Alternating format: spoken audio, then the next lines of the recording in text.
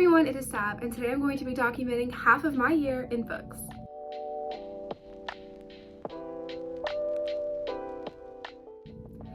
So I'm going to be going based off of my Goodreads account, which you guys can find linked down in the description below. I do put every book that I've read up to date on my Goodreads account, and if you are a reader, then I do recommend that you do the same. It's really, really nice to be able to keep track of what you've read, and especially the amount that you've read so far. It's also really nice because you can put a set of goals for the year on there as well. So I'm gonna go ahead and get set up on here, and we can go ahead and go through what I've read so far this year. First thing I want to say is that I'm not going to have the physical copy of my books for today's video. I do think that would make it a bit more aesthetically pleasing, but I am the kind of person who does not buy books. And here's why. Because you don't know before you buy a book how good or bad it's going to be, even based off ratings, okay? Because I can't tell you the amount of times that I've checked a book out from the library and hated it. And even though the reviews are high and everyone says it's so good and that it's just like the best book ever, and then I start reading it and I can't even get through it. And here's an example.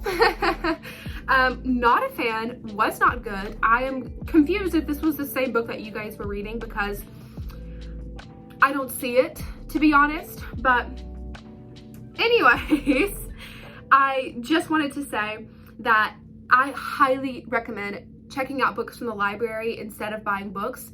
Reading can be expensive, especially if you're a book buyer, if you buy books and read them that way, which is totally fine. I'm not hating at all, but I'm just saying that there is a more inexpensive option that you still get the books. I mean, honestly, and if you love it, then you can buy it, and then you know that you can read it again over and over and over again. I live in Georgia, so they have an awesome library system called Georgia Pines. They have a mobile app that allows you to place a hold on the book from probably over 50, probably more libraries in Georgia, and they will deliver it to your local library and you just have to go pick it up. Like, it's so nice. I believe it's all free. So I mean, it's incredible, and you can read however many books you want, however many times you want. They're not going to judge you for checking out the same book 15 times. Let's go ahead and get into a year of my books. I'm not going to have physical copies, but of course I'll put the image here. Okay, so I'm going to start off in order. At the beginning of the year, in the spring, I was in a class called Young Adult Literature. I am an English major, so that class was, I believe, just an elective for me. I don't remember. It's an awesome class, and I recommend it to anyone who is in college going for English or maybe has that option as an elective. It is a lot of reading, but it's so beneficial, and Young Adult Literature is usually a breeze to read through because they're incredible books. Young Adult Literature is one of my favorite genres, honestly. So I read a lot of Young Adult Literature books at the beginning of the year because I had about a book due every 1 to 2 weeks, a full book due.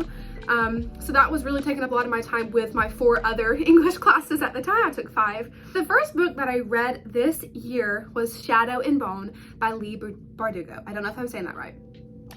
Incredible. It is a series. I believe it's just the Shadow and Bone trilogy, and it is so good. Highly recommend this one. This is one of my comfort books now. I actually just recently finished the series, which I'll talk about in just a second, but it is so good. Team Darkling here. Anyone else? Yeah, Mal's okay, but Darkling, something else. The second book that I read this year was The Library of the Dead. No. Just no. I have tried my hand at writing before, so I do have a lot of respect and a lot of patience when reading books because I understand the difficulty of it. I've never even tried my hand at publishing, but I have tried writing a lot, and I always respect a bad plot line. I mean, it happens, you know, but somehow this book made it to publishing. It was horrific. Was not a fan. Don't read it. Okay, the next thing I read was The House of the Scorpion by Nancy Farmer. It was okay. It was just okay. I have not read the second book, but I have heard that it's not good, so don't want to read it. But the first book was okay. It was, if you don't like an anxiety-inducing book, it's not for you. It's definitely not a comfort book, but it does bring some really interesting questions to the surface about cloning and about the future and about pollution and all these other things. I mean, it's a really interesting book to read. And I think it'd be really interesting in a young adult classroom to study that because it does have a lot of really awesome discussion questions that could come with it. So the fourth book I read was A Monster Calls, and it's by, who's it by? Patrick Ness. It was okay. A lot of people really enjoyed this book. I rated it 3 stars. I like it a lot, and I love the idea of it because it's about the monster kind of represents cancer in a way, and these thoughts that come along with that as the child of someone with cancer. So it's an interesting book for sure, and the idea is gorgeous. It's a beautiful idea, but I just feel like it could have been executed better. That's probably a very unpopular opinion. My classmates loved it. I was just kind of like, yeah. 3 stars. Okay, next up, I read Harry Potter and the Sorcerer's Stone, also known as Harry Potter and the Philosopher's Stone, because philosopher just sounds so much better. Why are we Americans so extra? Someone tell me. But Harry Potter and the Sorcerer's Stone was obviously incredible. I had actually never read Harry Potter, so I read it for the first time at 19. But since then, I have actually read all the books up until Order of the Phoenix. I went through the beginning of the summer reading the rest of the series, and then had to take a break because I was like, okay, too much middle school boy vibes. We got to get into some romance. So I'm still on that break. I'm updating myself with some other books, which we'll talk about in a second. Okay, so the next book that I read was The War That Saved My Life by Kimberly Brubaker Bradley. Probably said that wrong.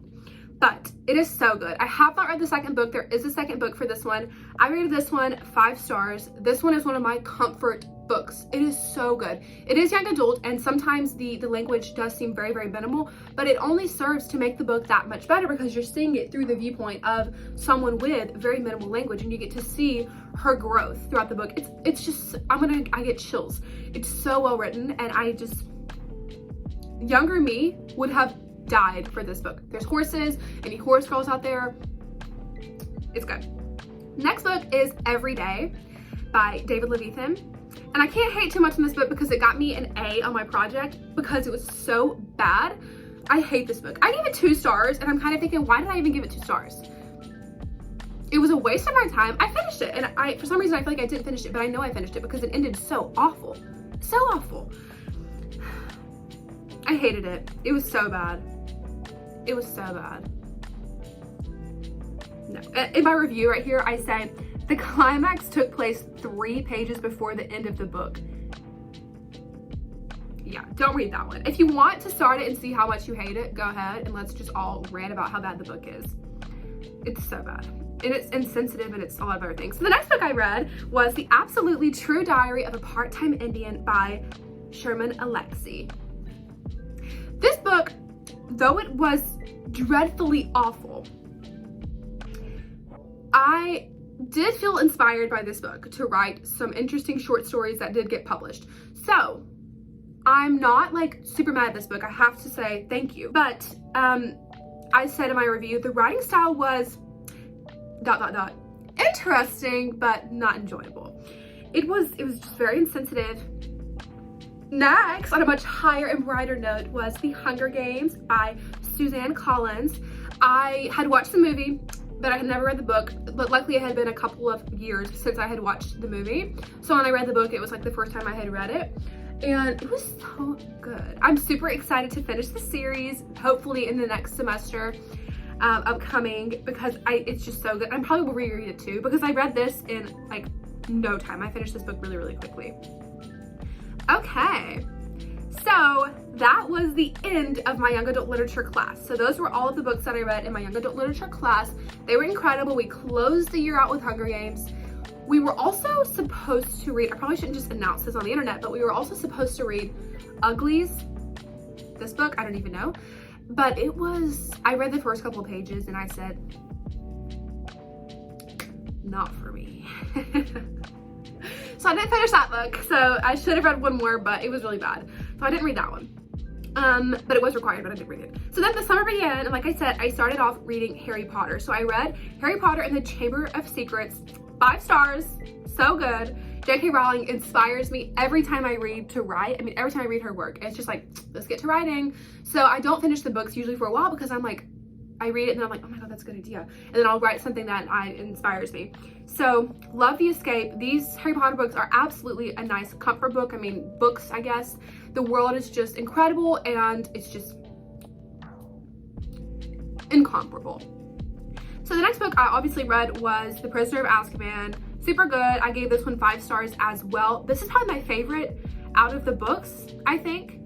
And I read this one during my finals week, my spring semester, I remember, and it was just like the perfect book to be reading during my finals. It was like, okay, I'm a 19-year-old girl taking 5 English finals. Let's escape into Harry Potter's world, please. And it was super, super nice. So next up, I read The Goblet of Fire, and I gave this one 4 stars. I didn't write a review for this one, but I remember I read this one while I was at the beach, and it took me so long to get through, you guys. I was at the beach for like days with this big book, and I was just like, yeah, I'm only 10 pages in because it's not that good. But I did finish that book while I was at the beach, and it was okay. It was okay, but was my favorite. So then I was like, got to take my break from Harry Potter. This is good, obviously, but Goblet of Fire wasn't something good for me. It was an okay book. I mean, it was, but it wasn't my favorite. So I had to say, okay, let's take a break.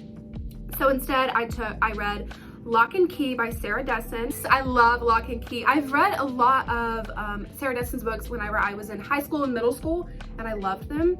So rereading them now was like crazy. I read that one in one day, I believe. And then next up, I read Along for the Ride by Sarah Dessen as well. So good. I remember loving this book, so I read it, and I was like, oh, it's just as good as I remember. It's even better. It's so good. The romance is so well built. There's some mystery, kind of. Just, it's so well written. Don't read this lullaby though. No, it got a 1 star for me. That's also by Sarah Dessen. Couldn't even finish it. It was awful. It was tragic. Not for me. I do love Sarah Dessen, not this lullaby, okay?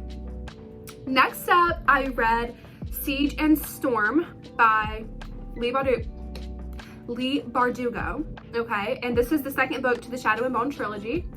And it was so good, so good. It kind of, sort of, felt like a filler book. And it's not, because a lot of things happened, okay? A lot of monumental things happened. But at the end of the book, it was kind of like, did we get anywhere? Did we gain anything, ma'am? Not really. But I love the world so much. It's like Harry Potter. Like, nothing could ever happen in the book, and I would still be like, let's get it, because the world is just so well built, and it's just an incredible escape. So highly recommend that trilogy. Second book might be a little bit of a disappointment. I did give it 4 stars, but the third book will rock your world. Okay, The Spanish Love Deception. Can we just talk about how bad it was? I mean, honestly, I didn't even finish it, you guys. I don't even know if I said what page I got to. Maybe like 35 or something. It was so bad, and it was so cringy. Like, there were so many, like, they were literally asterisk, emoji name, asterisk. I was like, what in the Wattpad am I reading right now? It was not good. And I'm not even hating on Wattpad. Wattpad was better than this book, you guys. Not good. The main character's like character traits didn't really match to me. Like, honey, how can you be both obsessed with work and also like so annoying? I don't know. She was just really, really annoying to me. And then this whole like mystery with Aaron Blackford, like somehow he's nice but also mysterious. I like a mean, dark, brooding male presence in the book, not nice and brooding. That doesn't, ma'am, you can't do that. So wasn't my favorite, didn't like it. Unpopular opinion for sure, because it's very, very popular. Not for me. We're getting closer to the end, you guys. So I finished the trilogy of Shadow and Bone with Ruin and Rising. This one got 5 stars for me, as I said. Rocked my world. I was crying multiple times. It was so, so, so good. I recommend this series to anyone and everyone. It is so good. So after finishing the Shadow and Bone trilogy, I had a lot of different options because, I mean, let's just face it, there are a lot of different good series out right now, right? Well, I decided I love a period piece. I love historical fiction, and I just recently finished a certain Netflix, no, not recently. I finished both of this Netflix series in like a day, both seasons. So you already know what it is, Bridgerton. I started the Bridgerton series. I started with book 1, of course, The Duke and I. Super good, 5 stars. Daphne and Simon are goals, okay? Delightful. Then I placed a hold for the next couple of books at my library, right? And the third one got here first before the second one. And I had already watched the second season, which was Anthony's story, which is what the second book is. And so I was like, we'll just skip it. I already know what happens. It's not like they could be spoiled. So I read the third book next, which is, what's his name? I have awful memory, you guys. What is his name? He's the second son, so he has to be Benedict. And that's An Offer from a Gentleman, which is so good, you guys. I gave that one 4 stars. Yeah, I guess I did give it 4 stars, but it was really good. But yeah, so now I'm going back and I'm reading the second one currently, and that one is called The Viscount Who Loved Me. So I'm reading that one right now, and I'm on page like 40, so I'm not that far into it. But it is really good. I do want to tell you guys some of my favorite books so far, that way in case you guys are interested.